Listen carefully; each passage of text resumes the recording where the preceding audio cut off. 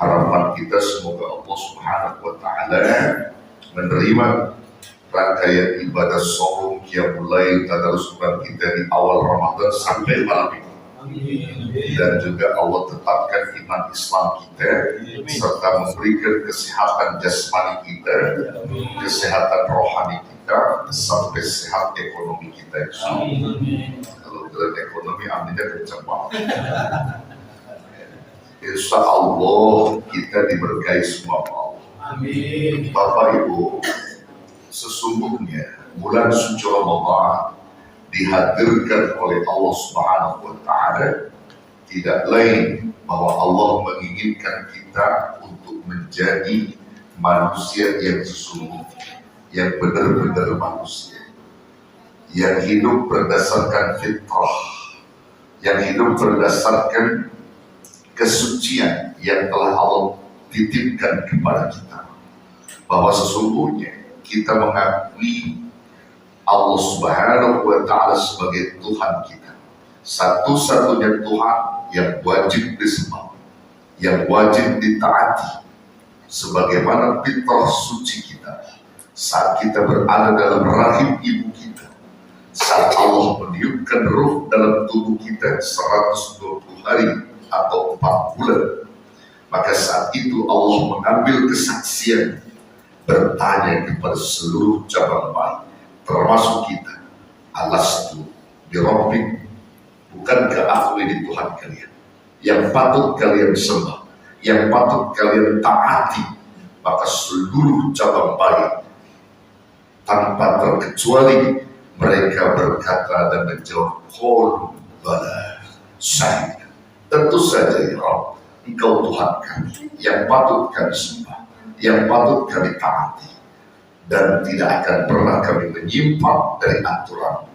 Fitrah kita, manusia semua berkata Tuhan kita adalah Allah yang patut kita sembah.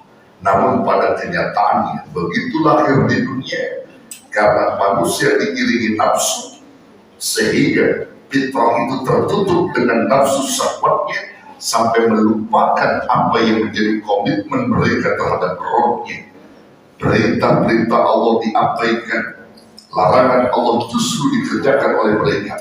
Maka Allah cinta kepada hamba, Allah sayang pada hamba, Allah ciptakan Ramadan, Allah hadirkan Ramadan sebagai bulan yang dapat melebur daripada dosa-dosa manusia, sebagai bulan yang dapat menghilangkan segala kecacatan manusia, agar mereka mau kembali kepada fitrahnya, agar mereka kembali kepada jati dirinya, mengenal dulu semula dia kenal Allah di rahim ibunya. Maka di Ramadan ini diperkenalkan oleh Allah agar mereka lebih dekat kenal dengan Allah Subhanahu wa Ta'ala.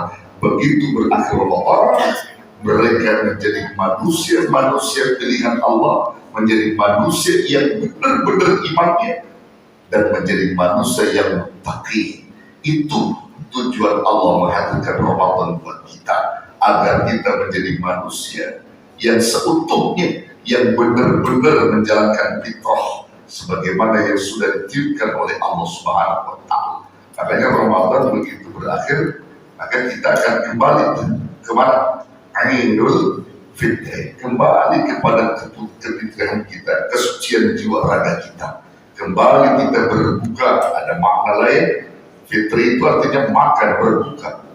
Ini semuanya diperuntukkan oleh Allah untuk kita, supaya kita jangan main-main, bahwa bulan suci Ramadan ini bulan terbaik yang Allah hadirkan buat umat Rasulullah Sallallahu Alaihi Wasallam. Agar orang-orang yang berada di Ramadan ini menjalankan puasa, ini mereka lagi berperang, ya, bainal iman was syahwat, antara iman dan syahwat. Mana di antara manusia yang lebih tinggi imannya, mana di antara manusia yang lebih besar syahwatnya, maka akan bisa dilihat ketika manusia sesungguhnya dia lebih besar keimanannya ketimbang syahwatnya, yang mampu tundukkan nafsunya untuk mengikuti aturan Allah, maka beruntunglah dia. Namun ketika ada manusia yang imannya di bawah daripada syahwatnya, justru iman itu terkubur pada syahwatnya, dia lebih mengikuti keinginan nafsunya, di mana orang lain berpuasa di siang hari dia tidak berpuasa, orang lain berzikir tadarus Quran tarawih dia tidak tarawih, dia menjadikan Ramadan seperti bulan-bulan biasa, maka orang ini adalah orang yang merugi dan celaka. Kira-kira ada nggak orang yang begitu? Ada. Berarti syahwat mereka lebih besar daripada iman mereka. Kita nggak mau. Kita pengen iman kita lebih tinggi daripada syahwat kita. Orang berpuasa adalah orang yang dapat mematahkan dan mengubur daripada 4 sumber syahwat yang disebutkan ulama. Orang berpuasa dapat mengubur 4 sumber syahwat. Kalau dia bisa mengubur dan mematahkan 4 sumber syahwat ini, berhasil puasanya. Mana 4 sumber syahwat yang disebutkan ulama? Yang pertama, orang berpuasa dapat mengubur yang namanya fudulu ta'am wassalam. Syahwat yang pertama sumbernya adalah fudulu ta'am wassalam, berlebihan jika makan dan minum. Dengan cara berpuasa dihentikan makan yang berlebihan dan minum yang berlebihan. Ini puasa orang-orang beriman.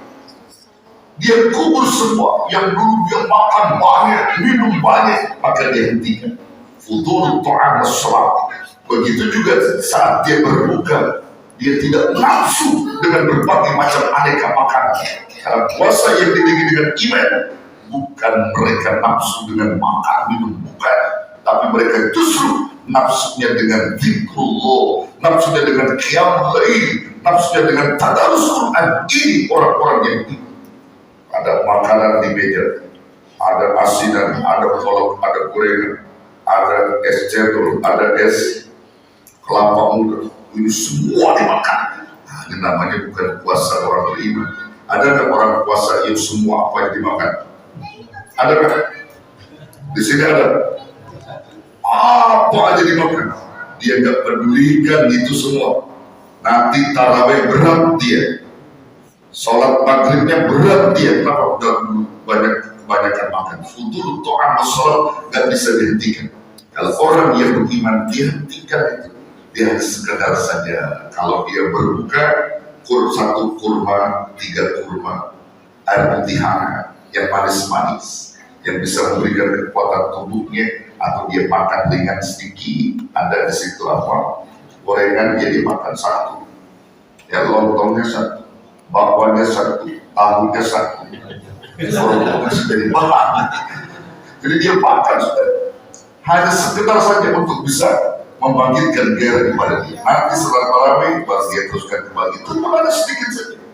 Jadi gak banyak dia makan. Fudul ta'am wassalam bisa dihentikan oleh orang yang berpuasa dengan iman. Apalagi sumber syahwat yang kedua, fudul naum, berlebihan dalam tidur. Itu pun sumber syahwat. Orang yang berpuasa dengan cara iman, tidurnya sedikit, banyak zikirnya. Kalau aku kan puasa banyak tidurnya, betul? Tidur mulu puasanya. Zikirnya mana? Baca Qurannya mana? Orang beriman puasanya banyak zikirnya ketimbang tidurnya. Fudulun naum, berlebihan tidur itu merupakan sumber syahwat yang mesti kita hentikan di puasa. Kita hentikan itu sekedar saja, bukan tidak boleh tidur, boleh, tapi sekedar saja. Ini kalau tidur dari pagi sampai jam 12, ntar bangun sholat tidur lagi, zikirnya mana? Baca Qurannya mana? Berarti belum bisa dia patahkan. Kalau orang yang berpuasa sesungguhnya, maka dia bisa mematahkan fudul naum, berlebihan dalam tidur, dia bisa patahkan. Memang ada keterangan hadis yang menyebutkan bahwa naum shaim ibadah, tidurnya orang berpuasa ibadah. Tapi perlu dicatat oleh saudara, hadis ini hadis dhaif, hadis lemah, jangan dijadikan sandaran. Bagusnya hadis ini dhaif, bagusnya kalau sekiranya hadis ini sahih, ini bisa jadi alasan kuat Ali kalau puasa ini. Ali, kenapa puasa tidur dulu? Ada hadisnya ki, nggak usah ibadah, itu sahih. Kalau sahih, kalau begitu. Untung di hadis dhaif lemah hadis ini, nggak boleh jadikan standar. Bukan tidak boleh, tidur boleh, tapi ingat banyak pikirnya. Fudul naum dihentikan dengan cara berpuasa yang benar yang diiringi dengan iman. Kemudian yang ketiga apa? Fudul kalam, banyak berbicara, berlebihan dalam bicara juga dihentikan. Bagi orang yang berpuasa yang penuh dengan iman, dia tidak ngomong yang bukan kecuali zikrullah. Dan kadang ada juga orang berpuasa tapi masih aja ngomongin orang. Ada nggak? Ada, segala tukang sayur mahal ya omongin sama ibu-ibu biasanya. Ibu-ibu itu antara ibu-ibu nih, itu mahal ya. Beli sayur itu, diomongin dengan anak sama ibu, anak sama tuan, diomongin. Nggak boleh. Kita lagi puasa nggak boleh ngomongin. Akan jaga orang puasa yang beriman dengan iman yang kuat, maka dia bisa jaga yang namanya fudul kalam, ngomong yang berlebihan, apalagi sampai menyakitkan orang, apalagi sampai merugikan orang, memfitnah. Dan yang keempat, sumber syahwat yang bisa dipatahkan oleh orang yang berpuasa dengan puasa iman adalah fudul mukhalatatin nas, berlebihan dalam bergaul. Orang berpuasa dia akan membaca siapa dia